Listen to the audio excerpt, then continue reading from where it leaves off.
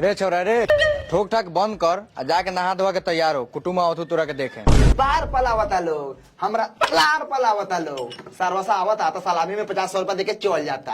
आ जाला के बाद कहता कि लड़के पसंद नहीं खे, आ लड़की से लाइन मारे नहीं खे जाना। रे सारा बात जैसन मुंह रहता वही हिसाब से सलामी देता हूँ। ए बाबूजी, त तोहरे न लइका हई, त मुहवा कहाँ से बनिया हो को? तनी तू अपन मुहवा निहारा, तोहरे तो मुहवा बोका के गंगार लेकिन हवा। रे साला, तो तुम ब्याह नहीं करेगा? नहीं करेगा, काहेला करी?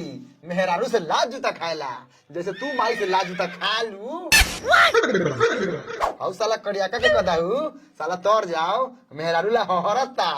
तुम नहीं करेगा तो तुम इस घर में बार उखाड़ेगा। निकल सरवा हमारा घर में से, हम समझम के हमारे गोली का उड़हर गेल।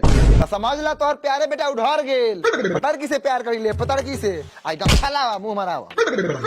अच्छा जा सरऊ, जमीन जायदाद में से एगो बार उखाड़ के ना देम, लाज बचावे ले एगो बेटा बाटे नी।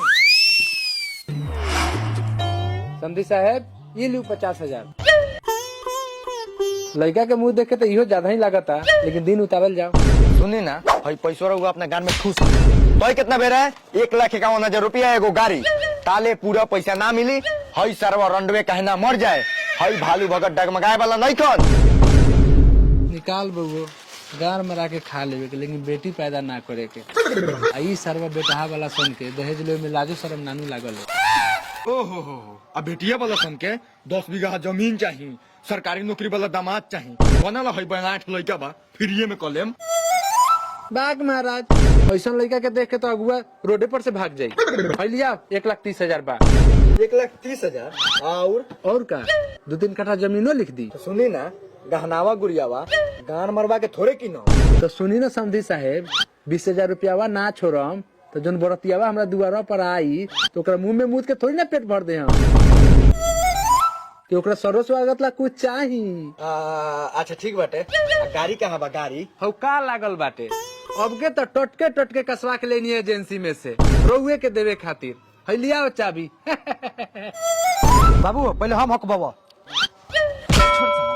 लोग पेड़ लगावल अपना फल खाला, पहले ई हकियन ना हमारा बैठल बानी। जो रे सरवा सोन, दहेजे के गाड़ी पर आस रखले, चाबी मिलते कुत्ता लेखन लड़े लागल। ए महाराज, हम ई गाड़ी ना ले, हम चाका में माटी लागल बाटे, हमरा नया गाड़ी चाहिए, नया, जब ना कभी सील ना टूटल होके। तो सुनी ना समझे साहेब, एजेंसी में से गड़िया कसवा के टायर पर लाद के थोड़ी ना भेज दे हम कि ओकरा के चलाइए के लिए हम रहुआ द्वार पर, तो माटी लागी ना। ओ अच्छा तो ठीक बाटे। का कहता रे बगो? हम कथी कही, गाड़ी पूरा रही तो चली, लेकिन हमरा माल टन चाहिए। तो समझी साहब, पंडित जी से हम दिन देखवले हैं, बहुत ही साफ सुथरा शुभ दिन बाटे। घचा के दिसंबर के मोटकोर पूजा, खच्चा के दिसंबर के शादी। ओहो, बड़ी शुभ दिन बाटे, वही दिन बहुत रो। ठीक बाटे समझी साहब, तो जाऊ बारात के तैयारी करू। अहली पी सिगरेट आ सूझ जाई नु तो तनी सु गारवा दे दे। ए महाराज, सिगरेट के अहली आओ, ई समधिनी साहब के दे दे हम करो से तनी सु दिवा दे हम। अच्छा ठीक बा, अपनो वाली से तैका दिवा दे हम। अच्छा बारात तनी सवेरिये ले आ। ठीक बा, कोनो दिक्कत नहीं है। 5 बजे शाम के दुआरी लाग जाई। अच्छा ना लागी तो काइयो होई। आ बाबू, शादी के कई दिन बाद सुहागरात होखल है। अरे सरवा, ये हमहू सिखाई, लगा तो हमरे जाए के पड़ी का। तो कहता नहीं बगो, दिन तो सब उतरिए गेल, चलो साटा बिया न कर लो जाओ, सस्ते सस्ते हो जाई। देख लो बाबू, हम पहले बता देव तनी, वो हमर दोस्त सब कहले बा तोरा शादी में ऑर्केस्ट्रा बनाई तो बारात जबऊ न तो ना जबऊ, ऑर्केस्ट्रा बनाए के चाहिए। चल बनाई, लवंडिये नाची, चल।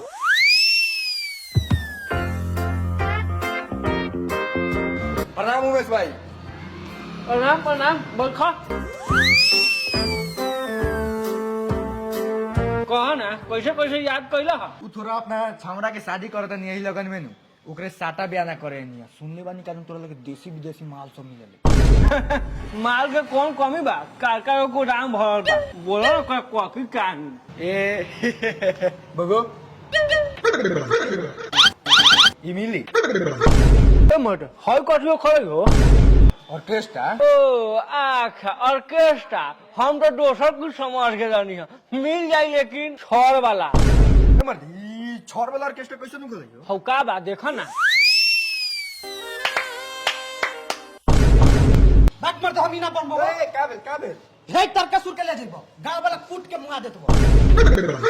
ए मर्द काहे इतना छड़िया हो तो लइका बा छड़िया नानी बटे दुलारे आनर हो गल बा सरवा ऐसे कि शंकर जी के ने मांगल बा। ओ अच्छा यही से अपना बाप के मुरी पर चढ़ के मुता था। आगे बोलो। बोली का हई छोर वाला ऑर्केस्ट्रा ना बनत बा कोनो अच्छा कैमरा वैमरा होतो तो बतावा। कैमरा तो ऐसा बाकी कपड़ा के अंदर के चीज के बताती। अरे सरवा ये कौन कैमरा आ गेलो अब हमरे ये चाहिए। अच्छा ठीक बाटे 6000 रुपया लगता बा एगो कैमरा भेज देबो 4K। बाक मोर दे 4K। ओ भाई ओ का भेल बा बाक मोर दे पैसे देबो 6000 कैमरा भेजबो 4K चुतिया समझ ले चल दो।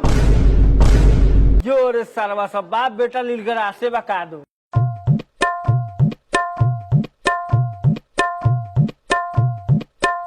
भैया बारात चले के हवा बेटवा के छेकवा लो तो नाव से ना पूछला बारात का जूझी जतवा तोरा मच्छी भात चब्बो तू आ बारात जाई लाज देखाय हम पर्दार से बड़ा दोगला हो खले। ए बगोसन जाके देख तो बाजा अभी आइल कि ना जो जाके देख सन। प्रणाम। अब छात प्रणाम कर लेबे काला होई नहीं ना आईती शादी के दिन दे देखावे नहीं का करी लगन के समय बा दुकान तोरी तो देखल जोड़ी बा। तो जाई दुकाने दौड़ी देखी गार मरावला ही आई नहीं। ए महाराज काहे से पड़त नहीं अपन रोजी रोटी छोड़ के 10 दिन पहले रौदा दूरा पर आके गोर दी का ओसन कुटु हम नहीं की हमरा से उ काम ना होई। जब ई सब ना होई त झाट उखाड़ता नहीं है दुरुआ पर जाई वहां से पतिया कुटुम कहा के ज्यादा ना बाबू भीड़ भड़ाके के दिन बा फूफा आ गेल बा तो नादवा उछवा ल। सुनी ना दूरा पर कुटुम के बोला कैसन बेइज्जती ना कल जाले जनती नु पहले से तब अपने का दूरा पर मुतहू ना आईती हम मुतहू ना आईती त गार मरवा होत नहीं हुआ शर्मैया से। ओ बाबू ओ सब सठियाइए गेल बड़ा का दूरा पर कुटुम के बोला के बेइज्जती ना कल जाला फूफा उठाओ जाके तनी नादवा उबिस दो। हसन के सरवा कुटुम के जोन शादी के दिन खाली भोज खाला आवे कह दे सरवा के जाइला यहां से न त घर में खून के दरिया बही जा दो फूफा जाके न्योता क के चल जा घरे। हमर जूजी ना न्योता करी सरल मनबो करबो न्योतो करबे बा।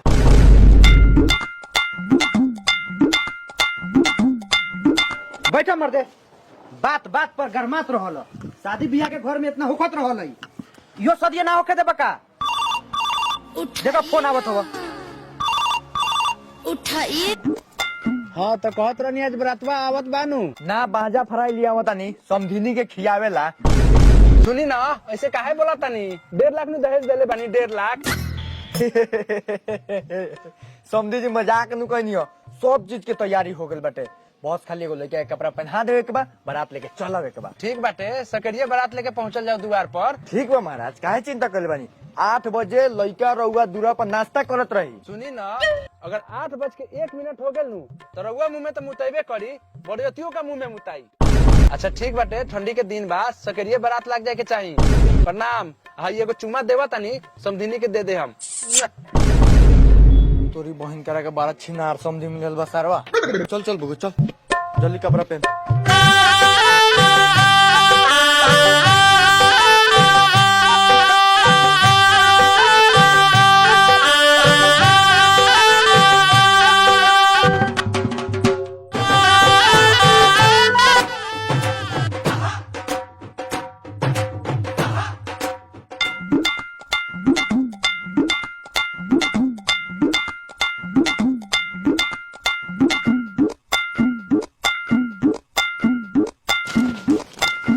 ओ मर्दे ओ खाली नचबे करबा कोई बढ़िया आगे बढ़ी तो तू ये बाहर न जाता रह लड़के के दोस्त बारे तुरंत जो बोला के ले वो सरवा के जो।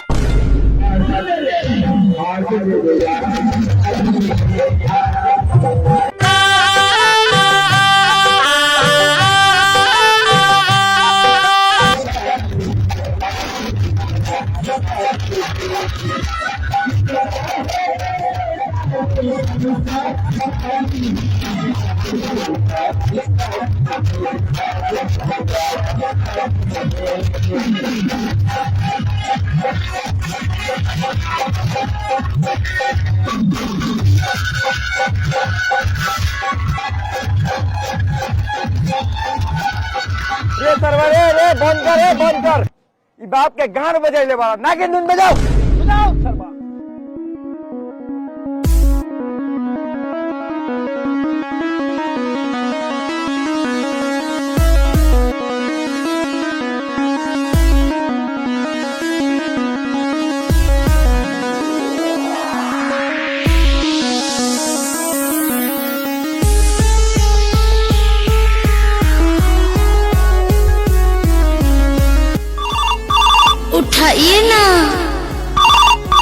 हेलो हेलो हेलो हेलो रे सरवा डीजे बंद कर।